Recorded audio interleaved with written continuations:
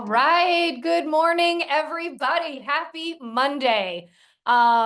I love that song. I play that a lot at the very beginning of my sessions. And it's called The Secret to Happiness. I don't know what the secret might be, but having a peppy, awesome song like that in the morning on Monday to make us feel great is a good start, right? In the chat, Happy New Year. How are all of you? I'm so excited to be back. We are really excited about this 25 Jumpstart. I do want to ask you out there, does anybody know what this could possibly look like? The video and the screenshot, if anybody can tell me what this picture reminds them of, you're going to get an extra coffee award for me. Does anybody know? And does it look like, yes, Vita, I love you guys. I thought I was going to be the only one who would get 21 Jump Street. Too many people to give coffee to. But we were excited. We thought it was fun. All right, I want to bring my guests on. We've got two fabulous ladies that are helping me start off this year. We have the amazing Julie Schultz and Kathy Quinn, who are coming on board here right now. Let me get to my next slide. And we are going to be spending the next kind of 25 or 30 minutes talking about capturing more listings in 2025. So in the chat, I want to ask all of you out there, anybody interested in capturing more listings in 2025? Curious. Anybody? All right. Well, I know that in January, we get really anxious. Oftentimes, I'm talking to a lot of agents, some who are kind of busy, but some who are a little bit slow. And I feel like January, it's like you kind of have to get the nerves out for the new year because you put so much pressure on yourself because if last year wasn't perfect, then what you're really wanting to focus on is making sure that this year is going to be even better, right? So instead of being nervous about the year, our focus in the next 2 weeks with this programming is to get you into action. So I'm going to ask Julie here to start her video so we can see her gorgeous face this morning. There she is. And we're going to get rolling. So I'm going to stop the share so we can be on full screen. And we are going to get into this. Good morning, Kathy. Good morning, Julie. Thank you for joining me. Are you both in the Winnetka, or no, sorry, I'm in the Winnetka office. Are you in the Glenview office this morning? We are, yep. I love it. You guys in our office, I'm in Sandra's office. Oh yeah, I was going to say you had to split quarters, right? Yep. In order to be on. So if you all don't know these ladies, I want to just introduce Julie and Kathy have teamed up. It's probably been, what, 2 years now officially since 2.5, almost teamed 3. up. And I love it because they're the yin and yang of one another, which is so great. I know that they both bring tremendous strengths to the business, but I think, do such a nice job of balancing each other out. And, as we were starting to think about this year, and getting a team or someone to come on to talk about listings, what I love so much is 2024 is a rocky year for lots.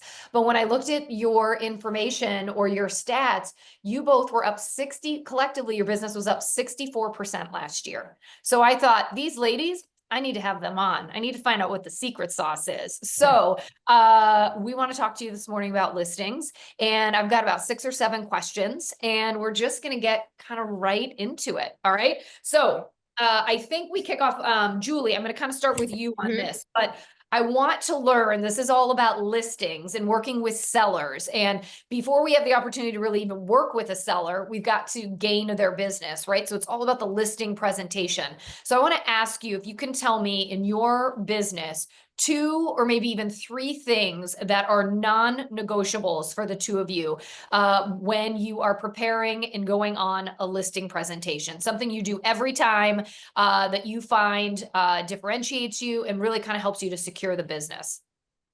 I would say our number 1 non-negotiable, and this is more of our personal prepping before we're meeting with somebody, is never devalue yourself or your team.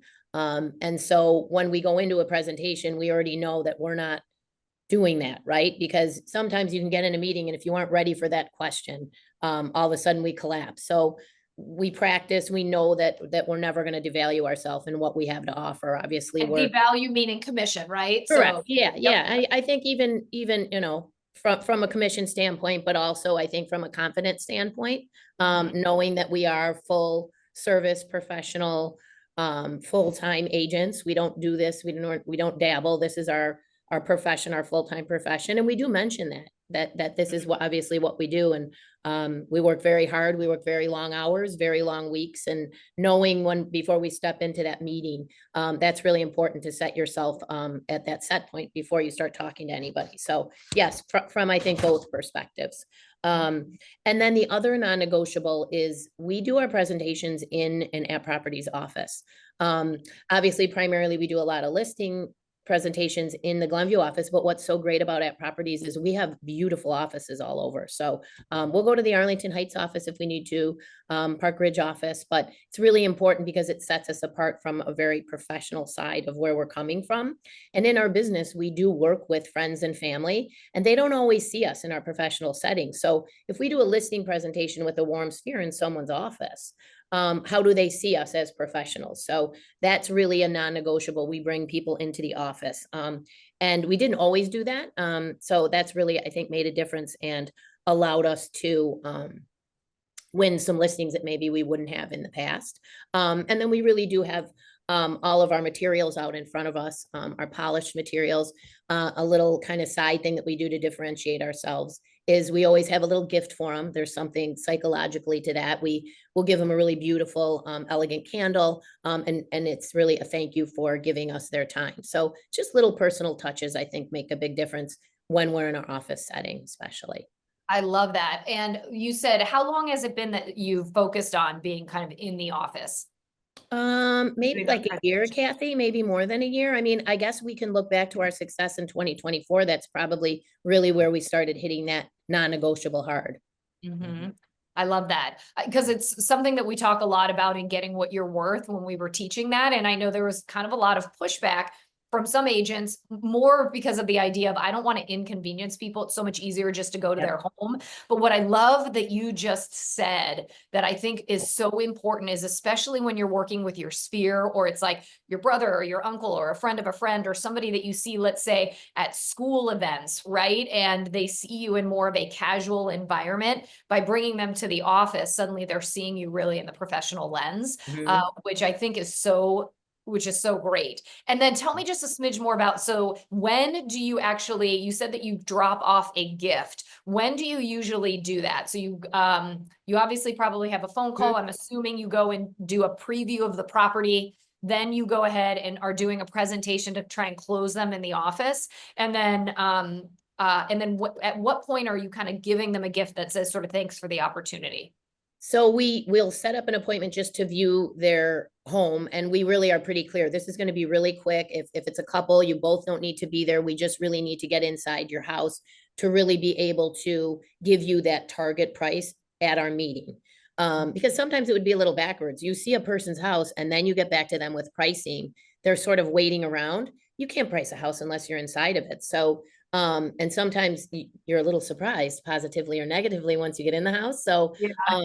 we really will do something quick, but when we talk to them on the phone, we really set up their expectations as to how that process looks. So we're going to come in for 15 minutes, and then we always make sure when we are there at that quick presentation, we already have the follow-up meeting scheduled. We did have which we'll cover later, but we did have a point where we met with some folks, and then we sort of had an open-ended when we would be back with them.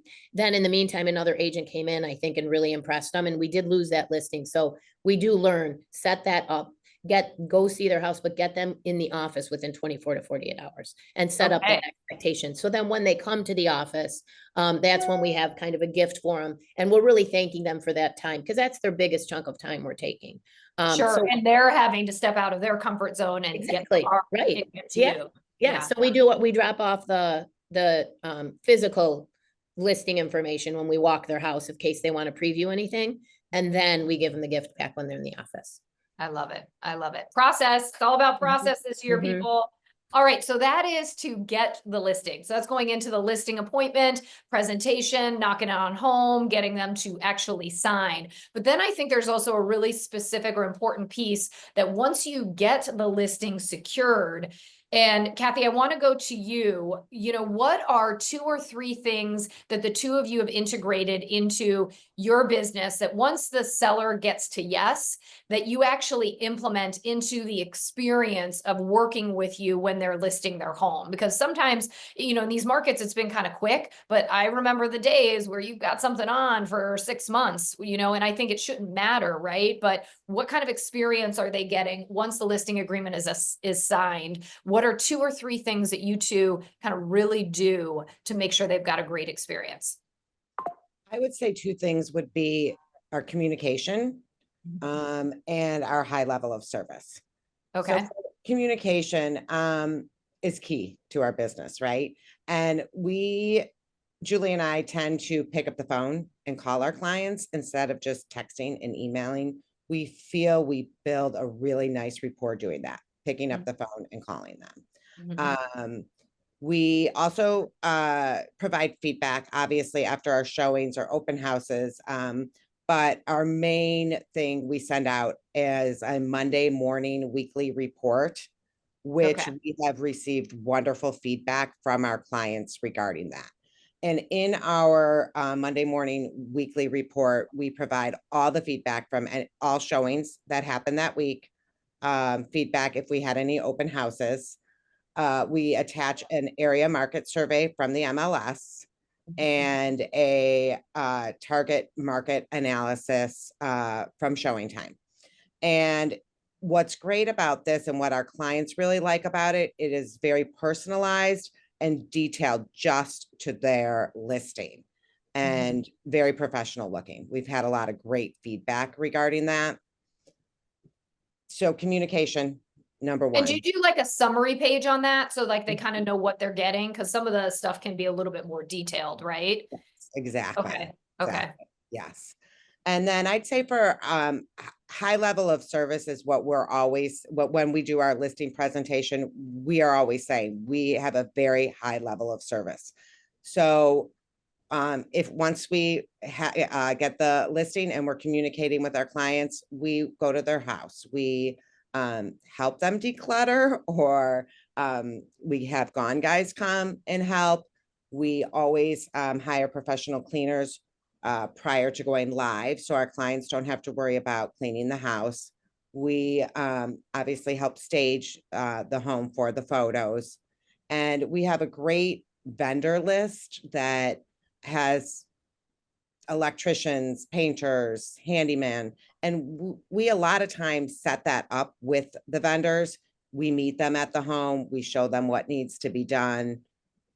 So our high level of service and communication, I would Okay. say, are the top two. I love that. And do you help to, it sounds like you help to manage the process, but is that when you're sitting down with them, do you say, or do you have something that you lay out that says, this is normally how it goes? You sign with us, and then we've got all of these resources, and then these are the steps. Cause I feel like that's always the most overwhelming thing, right? Is them in their minds kind of understanding what's the order of operation.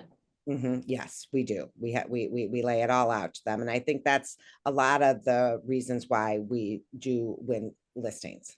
And a couple questions about, do you pay for any of these services? I know when we had talked about it, sometimes you will pay for cleaning, We right? always pay for professional cleaning, always. Okay.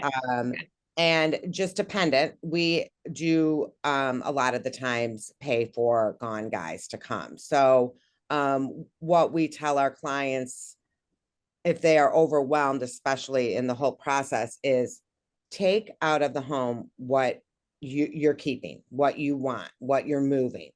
Everything else you can leave, and we will take care of it for you. Mhm. And we'll have gone guys come in. And And yes, if anybody does or doesn't know, Gone Guys, they're local to, I think they go anywhere, city, North Shore, I Northwest. do. Jeff Silver, yeah, Dina's husband, but he runs a really great company. I know I've used them in the past, nothing too big or too small. And they mhm, also try to repurpose a lot of the things that they get, which is really great. yeah, So that's yeah, awesome. mhm, And mhm. one quick question about your communication plan that you send out every Monday. Some people asked, do you email that? Do you follow up with a phone call at all afterwards, or what's the process? So it goes out Great. every Monday. They Yeah, have a great chance to, question. you follow up with a phone call or? Great question. So what we do is we send it out Monday morning.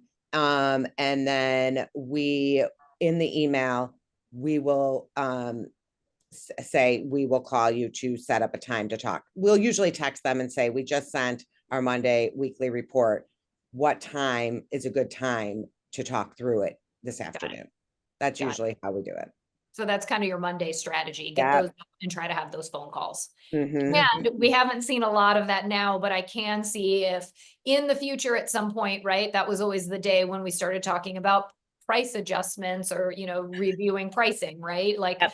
Yeah. again, we've been very fortunate, I think, in these markets, but just such a great system because whether it's a seller's market or a buyer's market, this is just such a great practice, I think, to have. So I love that. And the data supports it. So we'll show them in the showing time report that X amount of showings in your area and this price point got these many showings. So we'll kind of set up, that gives us an idea. We tell our clients that our marketing plan is working, right? Because we're getting the attention we want. But when we're going under those numbers, we got to start looking at price. So it kind of sets them up knowing when those numbers start to change that there might need to be some pricing. So instead of just throwing it at them, you tell them, hey, we're going to watch these numbers because this is really going to tell us how the market is reacting to your home. And kind of teaching them what to look for in these weeks. Exactly. Yeah. And we really do set it up where, again, like Kathy said, we really personalize it, but we also, when that first email goes out, always touch on what they're getting directly from At Properties because we have such incredibly wonderful professional emails that they're getting with their home report, with their web stats. So we make sure that they're looking out for what At Properties is sending too. So yeah, it's like there's all a the great lot of touch points. Awesome. Yeah. I mean, yeah. Which is great. All right. So I'm going to shift gears and ask kind of a different question now. Is there anything that you spent time on in the past that maybe you've changed or you don't do today, or maybe you've put something else in its place because it's more effective? And the reason why I ask is because I feel like sometimes we just keep adding to our process and we think, oh my God, more is better. And sometimes it's like stuff, what I think we also have to evaluate is what stuff don't we need to do anymore, or what should be, maybe we could streamline something. Is there like one or two things that you've maybe looked at over the last year or two that have said, I guess one of them is not doing listing presentations on their couch, but correct. So getting that and getting into the office, but anything else? Yeah, I mean, obviously, number one, being on your own turf is going to add a lot of confidence to yourself. I mean, definitely for us, you just walk in a different way when it's your own turf. And when it's someone else's house, you want to defer to them respectfully. So I think that's helped us. But one of the main things we changed that we would kind of see with our marketing plan, which Kathy mentioned when we kind of go over the process, exactly what we're doing in our high level of service, what order they can expect things to go in as we're getting their house not only pre-marketed ready for sale, but once we are live. We tended, that was kind of wordy. We were kind of covering a little bit too much of the details in that, and their eyes would glaze over and we could tell we were losing them. So we really pared that down to one page, much cleaner, much more bullet points. And then what we added in place, which we think really elevated us, was pulling the market data from InfoSparks. So we'll pull up, again, specifically to not only Glenview, but if they're in a hot neighborhood, we can really show them, again, personalized stats. So we added a lot of market data to it that was local. Because a lot of people do like to talk about the housing market. So we always obviously ask them what their thoughts are, where they think the market is, but then we're able to, again, personalize it. We're in a beautiful office. It's up on our gorgeous TV, and we have all these data points that people really love. They really love hard data. So we added a lot of hard data, and I think it just elevated our professionalism. I love it. I love it. All right, I'm going to ask kind of a different or interesting question because I think this is important. We don't get every listing every time. I know we try, but it just, for one reason or another. But I wanted to kind of ask, if you haven't gotten the business in the past, what is the self-reflection? What is the time we allow ourselves to maybe feel bad or pity ourselves right before we move on? And how do you evaluate the process, though, to sort of say, you know what? I know why we didn't get this, or I'm okay that we didn't get this. Like, kind of I want to hear that because I feel like we focus so much on getting the business, but I think this is as big of a part. I mean, one thing is we will call folks that we've presented to and really say, can you let us know why we didn't? And we really do appreciate constructive criticism. So we will try to ask because that makes us better agents. People appreciate that. And especially if you say it in a way in which, can you please let me know, it makes me become a better agent. I think people appreciate that. And that you do appreciate constructive criticism. And then we go lick our wounds and then try to adjust. One of the things we know we've lost in the last year again is one in particular, they asked us to discount, we said no. So we called them back and we said, what would it take? And it really was that discounted. And so we said, we really appreciate it, but we're not going to do that. We're confident in what we can offer. And we joke because the person we lost it to, this is not an App Properties agent, would wear slippers to showings. We're aware of that. Like they didn't accompany any of the showings. He shows up in slippers. We were like, you know what? That's okay. We lost it to that one. So we were all right with that. And then the couple of My other girls wear slippers to school, I think, those Ugg slippers. like- I wear them every chance I can, just not to showings. yeah. So I think the other thing is we had known that we let a little bit too much time come in between those first meetings. So we shortened that time span. And then one of the other things we noticed in the last year is we were working with somebody that had kind of verbally mentioned, like, we're going to use you. So I think we rested on our laurels a little bit there. And then in the meantime, they had met another agent that had done more new construction, which ended up being the reason we didn't get it. But I definitely think we could have given them a presentation showing that maybe that is something that we don't have as much expertise in, but we can give you this, this, and this. So I think time blocking off, we learned, like, when we have a presentation coming up, we got to really time block and get really, really prepped. And don't think just because somebody said you've got this, you don't. So I think that was one of the other reasons too. Such a good then lesson. Right? But we did hear that it's not going well. And he did say I may have made a mistake. So that was good to hear. Awesome. So it's all Yeah. about follow-up, right? Just kind of, Correct. being available, right? Right. That, I love that. But those Mhm. are great though. I think it's so important to kind of recognize. I think we learn more in the stuff that we lose or the Yes. mistakes that we make to make us better agents. So I appreciate that piece. All right, I want to ask you, I'm going to go to you, Kathy. What are the best tools that you think we have here at Christie's that support servicing your sellers? Like, are there certain things that you use kind of all the time, just to help run your listing side of the business? Yes, absolutely. The DLP is amazing. We feel, or actually we know that it shows how professional we are, and it definitely sets us apart from other agents. We've actually been told that by clients. Mm-hmm. So if you're not using the DLP, you need to start.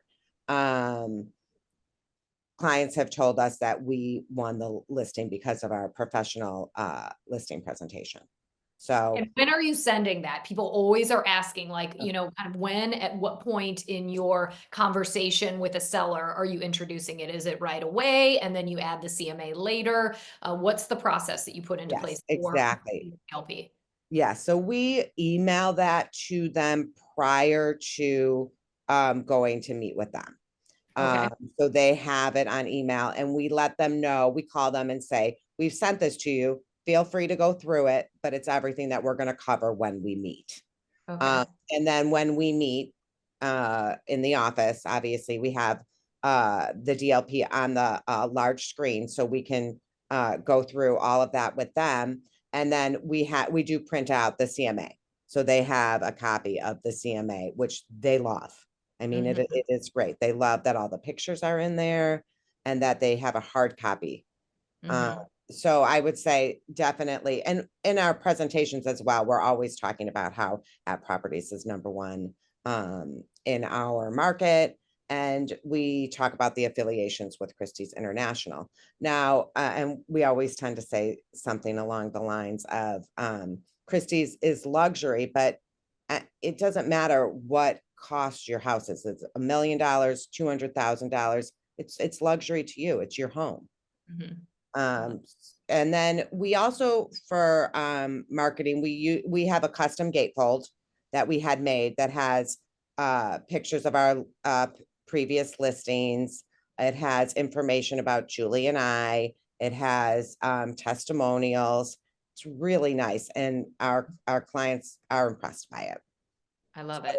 Everyone should be using the marketing department. We call Irma a lot or reach out to them. They're so helpful. Shout out to Irma, love it. Yeah, yeah. And they're so helpful, and we've had great success with them. I love that. The gatefold is amazing. It's so Yeah, like right. versatile for things that you can do.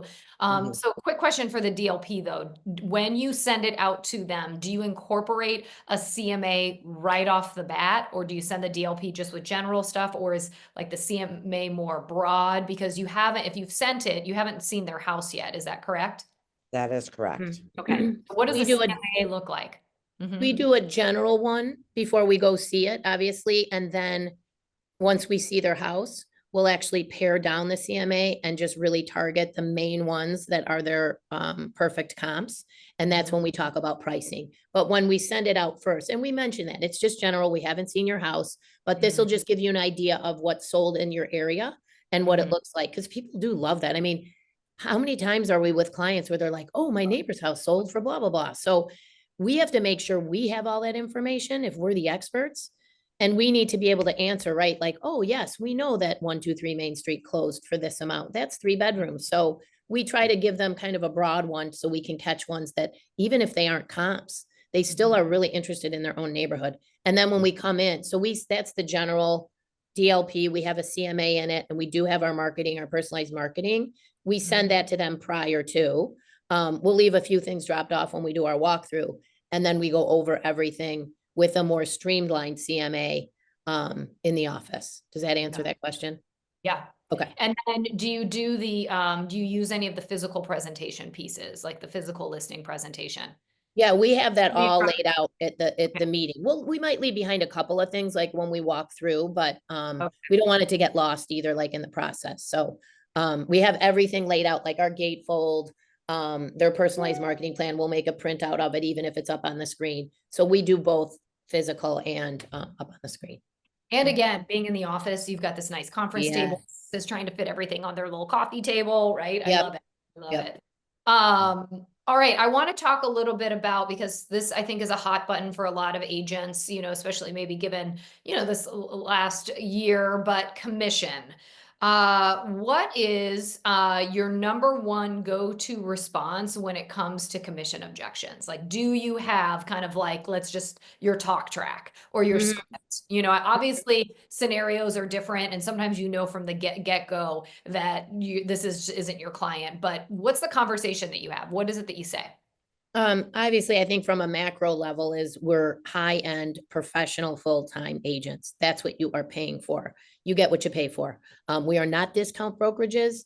And so that's kind of where our bottom line stance is. But then I think specifically talking about our team, we talk about obviously the app properties, how we get supported by them, how it makes us better agents. But anytime we're talking to anybody, again, because sometimes we are up against other app properties agents, we really do then on the next level, really personalize exactly what Kathy and I do differently or stand apart from the others. And that really comes from number one, our level of service, and then our expertise of the local market. And we try to, they get to know a little bit about us. Kathy and I are, as we say, townies, born and raised in Glenview. So then we really try to talk about how we really know what a local expertise, but also not just because we live here and we know where the streets are, but we also know everything about the local market, the real estate market. So our expertise in the professional side of things too. Yeah, and the value that they're getting. I know when we talked last week, you talked about negotiating and the special skill set you both bring to negotiations, if you'd like to share. Yes, we are both, I'm the youngest of 7 children and Kathy's the youngest of 6 children. So we always joke with our clients kind of, and it lets us know who we are, but we're like, we get what we want. We're top negotiators. So that does Even though translate they well need to our children. clients. Yeah, exactly. Yeah. I love it. I love it. So one of the biggest goals, when you work with a seller and you create an extraordinary experience for them, the idea is that you want them to refer business, right? But I'm a big believer that it's not their job to know that. It's our job to teach them how to do that.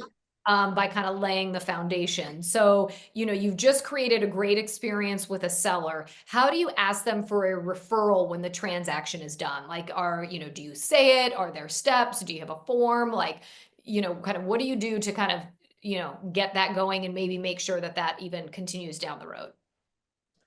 Once we've closed on a listing, we do send a personalized email. We don't do it through the at properties. We just send our own email that's personalized to them, asking them to submit a testimonial. And we also, give the link to it. And I'm going to say 9 times out of 10, they do. Mhm. There's been very few times that they don't submit. So I think sending a personalized email helps. Mhm. And then we try to, we take our clients out for dinner all the time, even, I mean, after the closing, but then the next year or the year after, we are really good about staying in contact with our clients. We have some older clients too who we've really liked, and we go visit them. They're more homebound, so we stop over there for a visit. Mhm. All that is going to help us get referrals from people, right? We obviously give closing gifts, and we try to make it personal. For instance, we had one home that we sold.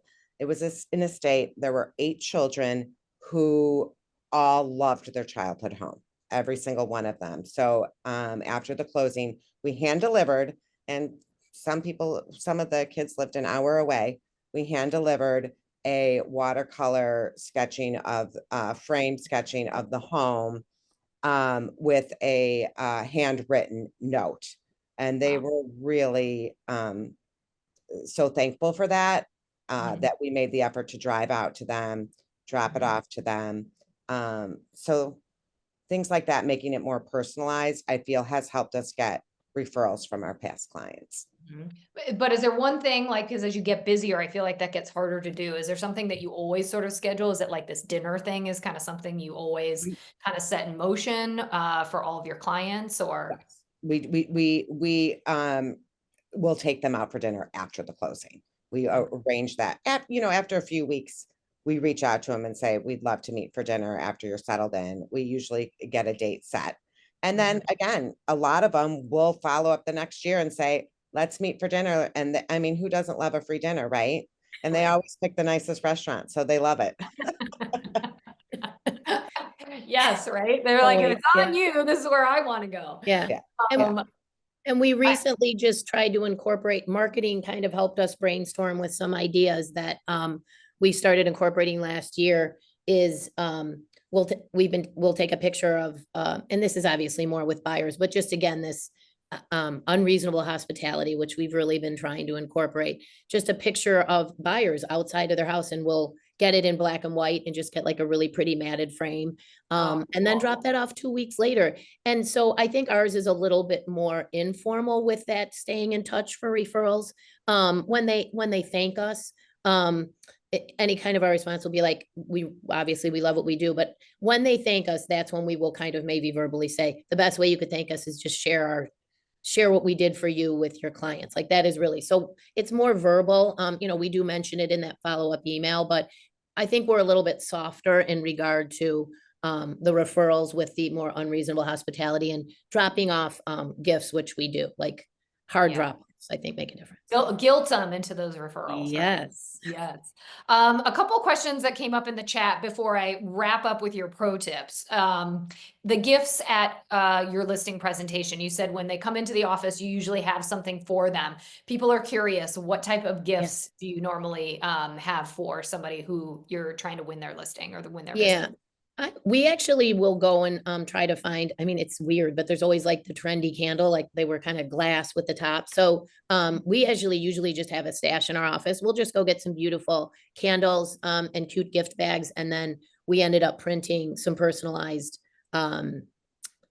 labels that we'll kind of slap on it with our logo, and it will personalize it. But yeah, we really just have a bunch of like really beautiful candles. That seems to be what kind of most people love. I mean, it's hard to Yeah. find a gift when you don't really know a person what it is, but those have I mean, been, who doesn't love a candle? I mean, I'm obsessed with them, but maybe that's just me. No, it's me too. At least 2 of us on this call. Right, right. Question, do you do your listings together?